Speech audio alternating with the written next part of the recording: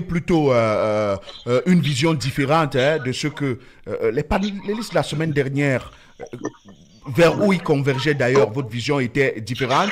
Vous pensez que l'Afrique aujourd'hui n'a plus besoin, je vais dire l'Afrique francophone, dans son ensemble, n'a plus besoin du franc CFA, qu'il faut passer par les monnaies nationales?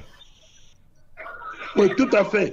Je crois que le CFA n'apporte rien à l'Afrique à l'heure actuelle.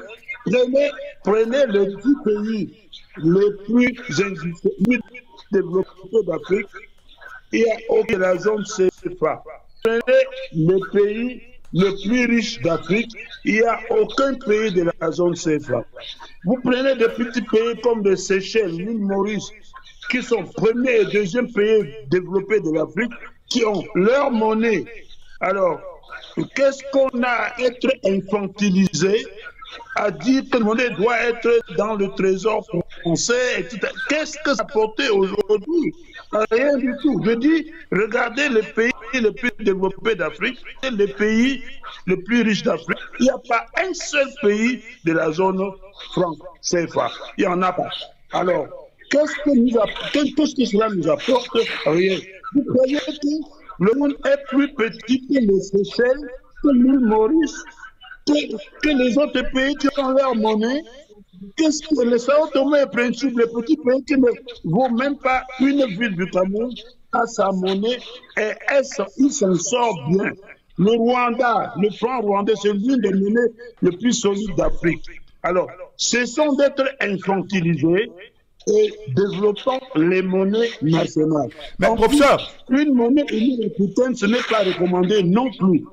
Parce que la monnaie unique, en dehors de l'euro et de CFA, j'ai parcouru le monde entier, je n'ai pas vu deux pays avoir la même monnaie. Non. Un pays, ça fait partie de la souveraineté nationale. On veut donc dire que les experts africains ne sont pas capables de gérer une monnaie et elles gèrent d'autres domaines un peu pas. Donc, disons les pays francophones de CFA, parce que les autres pays francophones comme l'Algérie, comme le Maroc, ont leur monnaie. Les autres pays au sud du Sahara ont leur monnaie. Alors, je crois que vraiment, chers collègues, le débat devrait être comment créer les monnaies nationales convertibles entre elles. Voilà le débat. Et je peux profiter pour informer que nous sommes en train d'organiser une conférence, un colloque international, je crois que ça se tiendra au Maroc d'ici la fin de l'année, justement à ce sujet de comment faire pour que les monnaies, pour que l'Afrique, les pays africains aient leurs monnaies qui sont convertibles entre elles pour accompagner la zone de libre-échange qui a été établie en Afrique. Mais professeur, justement, sur cette question...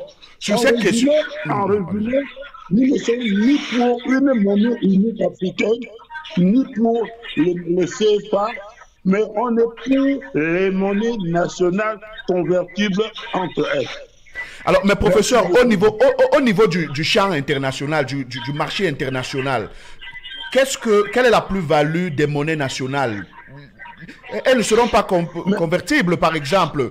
Et également, est-ce que vous pensez que la solution des monnaies nationales va venir renforcer aujourd'hui l'intégration d'abord régionale et aussi africaine que les pairs et même ceux qui sont là aujourd'hui souhaitent?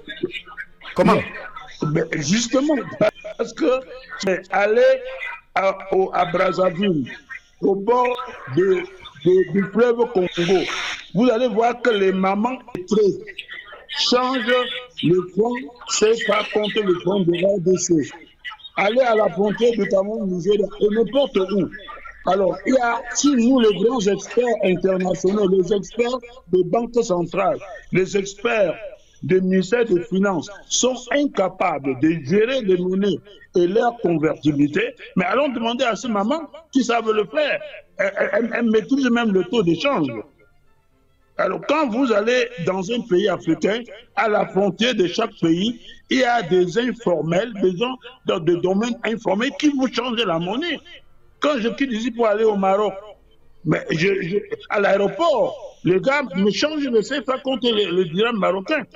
C'est la réalité. Donc, si ces gens-là, qui ne sont pas allés à l'école très loin, qui ne sont pas des experts financiers, sont capables de changer cette monnaie et de maîtriser le taux de change. Combien de fois des spécialistes des banques, des spécialistes des finances, qui ont peur, si bien qu'il faut être infantile pour dire qu'on n'est pas encore prêt pour les monnaies nationales. Comment les Seychelles ont fait pour être prêts pour les monnaies nationales? Comment la Guinée-Bissau, comment le Sao Tomé et Principe, ce petit pays, comment le Rwanda? Mais voyons les autres pays, parce qu'ils sont handicapés. Et excusez-moi, je crois que ce système de dire la convertibilité, c'est une façon de faire fuir la monnaie. Au Maroc, c'est pas facile d'envoyer le dinar marocain en France. Mais au Cameroun, en Côte d'Ivoire, on peut mettre le CFA dans la poche, dans le sac et aller changer en France. Alors que dans les autres pays qui ont leur monnaie, on ne peut pas. Donc je crois qu'on est infantilisé et on veut nous faire croire que le CFA est la monnaie la plus stable, pardon, je mélange de français et anglais. Et je crois qu'il est temps pour les gens de se réveiller et de ne plus être infantilisés. Merci beaucoup.